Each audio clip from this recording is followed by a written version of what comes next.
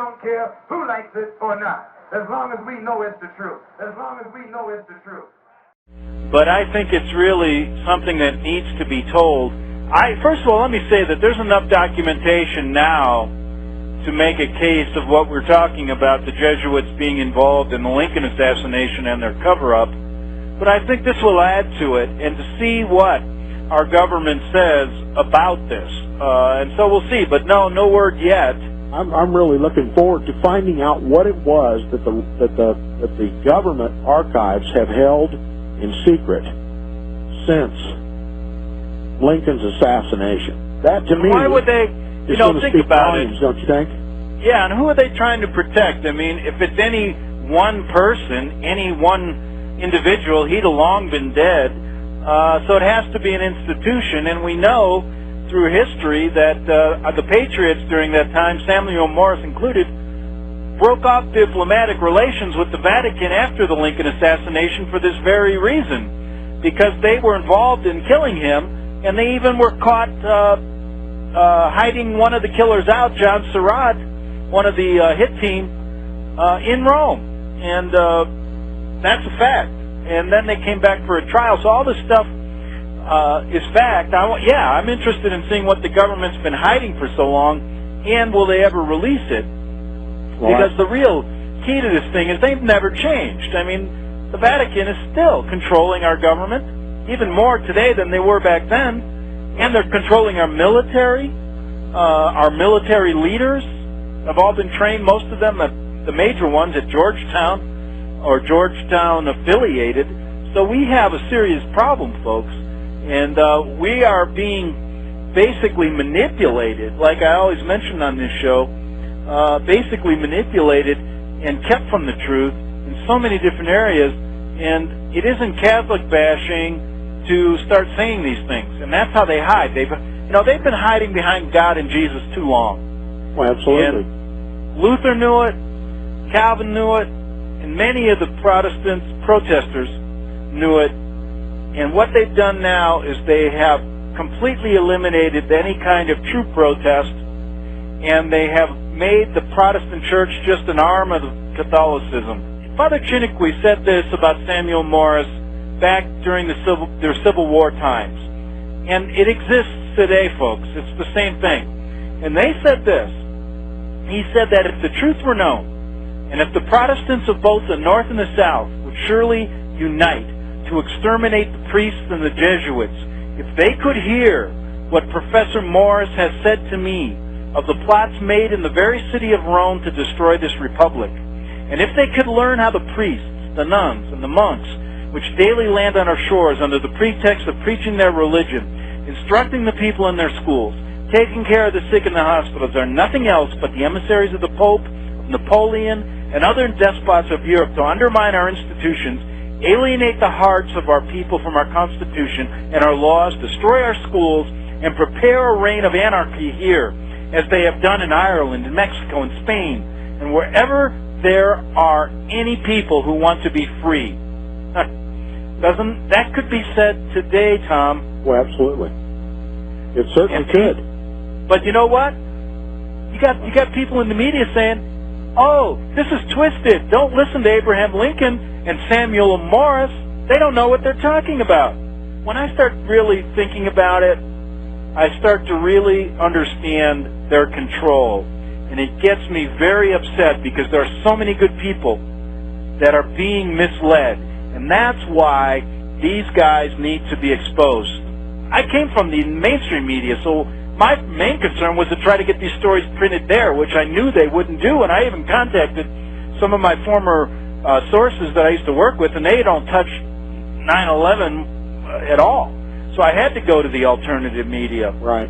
And I was treated like a king by these guys until I told them, I used to work in Rome, and I remember starting this story, and it always stuck in the back of my mind, the things I learned there. And I said, you know what? I want to see if there's any Americans who understand this story about Rome, about Father Marcinkus, all these people that I knew there that were crooks, the Archbishop from Chicago, the head of the Vatican Bank. I saw the papers come out about the 150 high-level priests that were 33-degree Freemasons or above. I saw the connections between the CIA, the mob, the Red Brigade, how they fostered terrorism, how the Vatican was connected, but never thought America would get to that point. Because I felt back then as a kid, God, we got a country that can fight these people, and I didn't understand it. So when I started looking at it here, I began to research it through people like Eric and others that have taken up this cause, that knew a lot more about it than I did, a lot more biblical stories about them. You know, I looked at it from both a biblical and a secular point of view. And so when I began to do that, began to cover that story, every one of these guys cut me off, would not talk to me, and in fact began to spread bad rumors about me, that I was a Mossad agent, that I was this, that I was that I was stealing their advertising. Well, that's their modus operandi. Yeah. When they have an enemy that's outspoken, that they can't refute the facts, they just slaughter you in the press. That's what they did to Alberto Rivera. That's what they do to everybody that steps out and reveals the truth about the Vatican. You're not going to be any exception to that. Neither am I. So that's why I say these guys are involved, because I know how they treated me. Sure. And that's one reason. But then I saw their complete cover-up of the truth of these facts, connecting the dots between, like John Daniel said, the New World Order is the Vatican, and the Vatican is the New World Order, folks. Exactly. That's it. They're just different names to describe the Vatican. And if they can't see this through history, if they refuse to cover it and then confuse you with all this other garbage, then you know they are really either they're being paid to shut up, or they are covering for them for a reason, and that reason has to be one of keeping the people at bay until this until this New World Order takes over, and they then will be rewarded. That's the only way I can think about it. I'm telling you, buddy, the Holy Roman Inquisition is coming to America just as sure as I'm sitting here. You know, we read Fox's Book of Martyrs and thinking, wow, that's way back in the past when nobody had an education and they thought to solve their problems was to kill people. Right. That has never changed. That's what the Council of Trent was all about. It was the Counter-Reformation, the way to destroy Protestant America. That's why the Jesuits were created in the first place. But let me say this. When we were talking about getting the truth about Abraham Lincoln across, Americans have to understand that what's going on today is what went on during our Civil War. Nothing has ever changed. They want you to believe that. They want to hide history from you. But let me read something that's so devastating. And maybe it'll make you just think about the Vatican if you don't really think these guys are involved in our government today. But listen to what Abraham Lincoln, who I think was one of the more honorable presidents that our country has ever had, who was killed by them. Listen to what Father Chiniquy said one night and what Abraham Lincoln said one night at a conversation during the Civil War they had. And Father Chiniquy said this. He said, when I was asked to come over and see the president, I arrived at the mansion door. He invited me to go with him into his study, and he said, well, you thought I was very busy, didn't you, Father Chiniquy? I must rest an hour with you. I'm in need of that rest. My head is aching. I feel as crushed under the burden on affairs which are on my shoulders. There are many important things about the plots of the Jesuits that I can learn only from you, Father. Please wait just a moment. I have just received some dispatches from General Grant, to which I must give an answer. My secretary is waiting for me. I must go to him right now, but please amuse yourself with those books during my short absence. 25 minutes later, Father Chiniquy says the president had returned with his face flushed with joy. Glorious news, Father.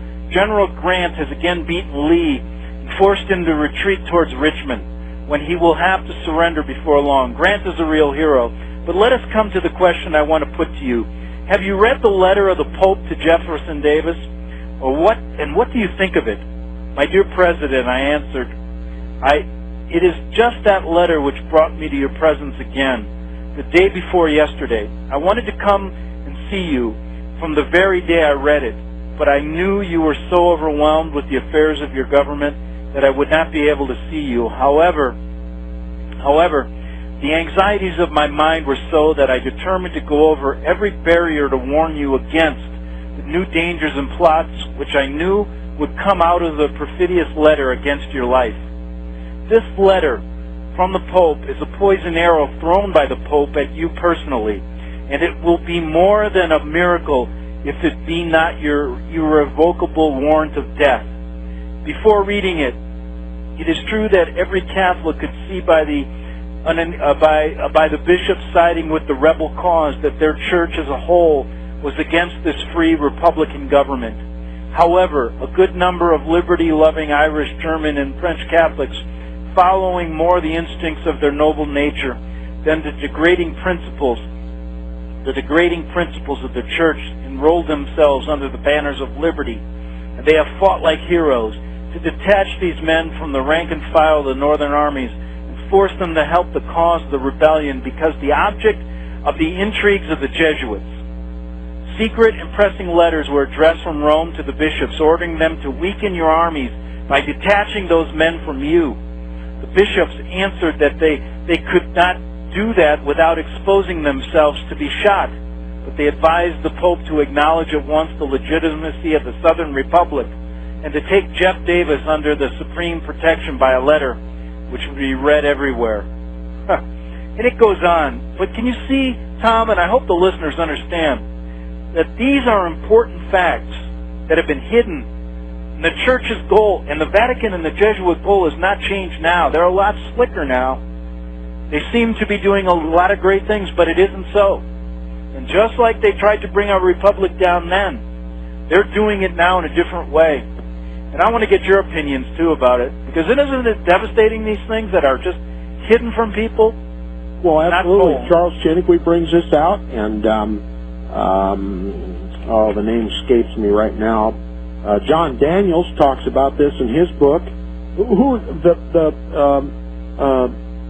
The Enemy Unmasked and The Secret Terrorists by Bill Hughes brings all this information out.